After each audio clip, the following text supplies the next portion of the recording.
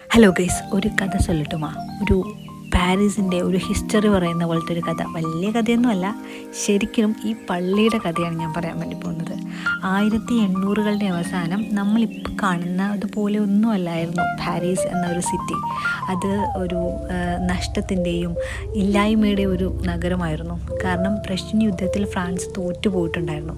So അതുകൊണ്ട് തന്നെ അവിടുത്തെ ജനങ്ങൾക്ക് എല്ലാം കൊണ്ടും വളരെ സങ്കടകരമായിട്ടുള്ളൊരു അന്തരീക്ഷമായിരുന്നു.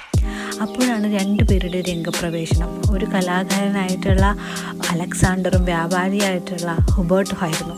അവരിങ്ങനെ പറഞ്ഞു, നമ്മുടെ ദേശം രക്ഷപ്പെടാൻ ദൈവത്തിൻ്റെ ഹൃദയത്തിന് വേണ്ടി ഒരു പള്ളി പണിയാം. അങ്ങനെ വന്ന പള്ളിയാണ് നമ്മുടെ സേക്രഡ് കോർ, ദൈവത്തിൻ്റെ പരിശുദ്ധ ഹൃദയം എന്നാണ് ഈ ഒരു വാക്കിന് തന്നെ അർത്ഥം. അവർ പണം കൊടുത്തു, ജനങ്ങൾ സംഭാവന നൽകി, നൂറുകണക്കിന് ആൾക്കാരുടെ കൈപ്പണികൾ കൊണ്ടാണ് ഈ പള്ളി ഉയർന്നു വന്നത്. പിന്നീട് പള്ളി പണിഞ്ഞത് മോൺമാർട്രെ മലയിലും. അതിനും വേറൊരു കഥയുണ്ട്. അവിടെ തന്നെ സെൻറ്റ് ഡെന്നീസ് എന്നൊരു ക്രൈസ്തവ മാർട്ടിൻ തല വെട്ടിയെടുത്തതിന് ശേഷം തൻ്റെ തല കയ്യിലെടുത്ത് നടന്നു എന്ന് പറയപ്പെടുന്നു. എന്തല്ലേ!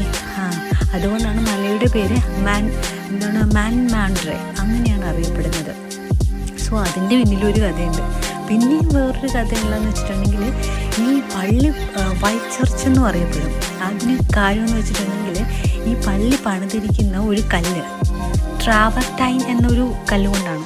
അത് മഴ പെയ്താലും കാലം മാറിയാലും എപ്പോഴും വെള്ള കളറിൽ തന്നെ ഇരിക്കും.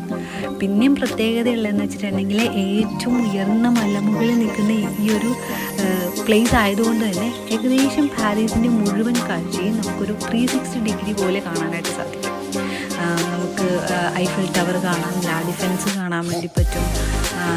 ഒരുപാട്, അതായത് ഏകദേശം ഒരു സർക്കിൾ പോലെ നല്ല പോലെ ഒരു വ്യൂ പോയിൻ്റ് ഉള്ളൊരു സ്പോട്ടാണിത്.